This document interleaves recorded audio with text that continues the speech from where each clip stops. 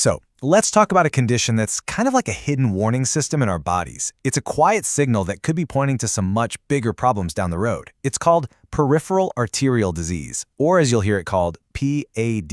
Let's dive right in. So, you might be wondering, just how common is this hidden condition?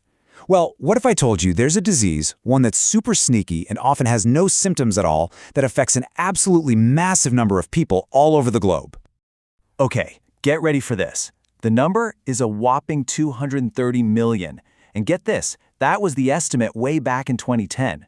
We're talking about PAD, and this is no small thing. It's a huge global health issue that, for the most part, just flies completely under the radar. Now here's the really wild part: how easily this gets missed.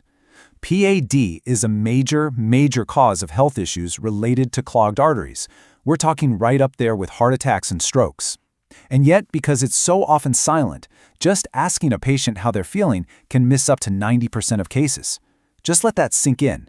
That means for every 10 people who have it, 9 of them might have absolutely no clue.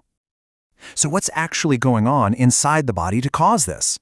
Honestly, the easiest way to picture it is like a plumbing problem. Seriously, think of your entire circulatory system, all your arteries and veins, as this incredibly complex network of pipes.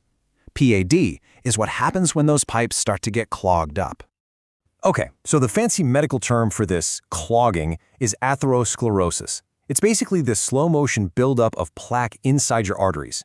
This gunk, made up of cholesterol and other stuff, gets in there and hardens over time. And as it builds, it narrows the pipe, choking off the blood flow that your body desperately needs, especially down in your legs and feet. Now, when you look at the risk factors for this plaque buildup, they're probably going to look pretty familiar. It's the usual suspects you hear about with heart disease: getting older, smoking, diabetes, high blood pressure, and high cholesterol.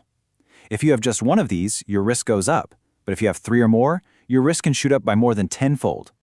But listen, among all those things we just listed, one of them stands head and shoulders above the rest.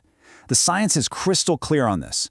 Being a current or former tobacco smoker is the risk factor most strongly associated with PAD. I mean, it doesn't get much more direct than that. All right, so we've established that a lot of people with PAD have no idea they have it. But the disease can send out some pretty clear signals. And most of the time, it's your legs that do the talking.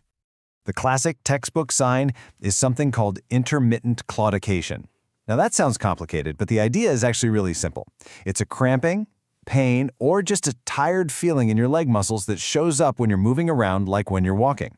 But then, after you rest for just a few minutes, it disappears. That's literally your muscles screaming that they're not getting enough oxygen because of those clogged pipes. And this is so important to get. A lack of symptoms does not mean you're in the clear. Think about it. If someone isn't very active, they might never push their leg muscles hard enough to trigger those warning signs. Their body just never gets the chance to sound the alarm bell, which is precisely why screening for this is so critical. So if we can't always rely on symptoms, how in the world do we find this hidden problem? Well, thankfully, the main test doctors use is surprisingly simple. I mean, it's about as straightforward as it gets. It's simple, it's not invasive, nothing gets poked or prodded, and it's incredibly accurate. We're not talking about some big, complex, scary procedure here. It's called the ankle brachial index, or ABI for short, and the concept is kind of brilliant in its simplicity. A doctor just measures the blood pressure in your arm, and then they measure the blood pressure down at your ankle. They compare the two numbers to get a ratio. If the pressure in your ankle is a lot lower than in your arm, that's a huge red flag that there's a blockage somewhere in between. And here's how those numbers break down. A score anywhere from 1.0 to 1.4 is considered normal. You're good to go. But a score that drops to 0.90 or less, that's a clear indicator of PAD. It's amazing how one simple number can give such a powerful insight into the health of your arteries.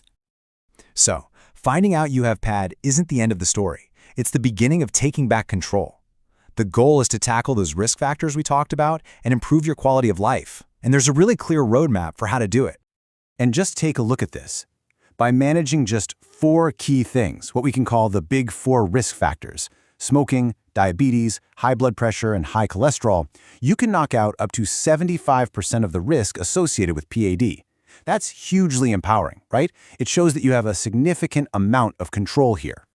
And managing PAD isn't just guesswork. It's a structured, collaborative process. It's a continuous cycle. You start by collecting information and assessing all the risks. Then you build a personalized plan and put it into action. But it doesn't end there. The most important part is the follow-up, monitoring how things are going and adjusting the plan as you go. It's all about a partnership between you and your healthcare team. At the end of the day, PAD isn't just a leg problem. Not even close. It's a full-body warning sign. The same plaque that's clogging up the arteries in your legs could be building up in the arteries that lead to your heart and your brain. So the real question is, your body might be trying to tell you something really important. Are you listening?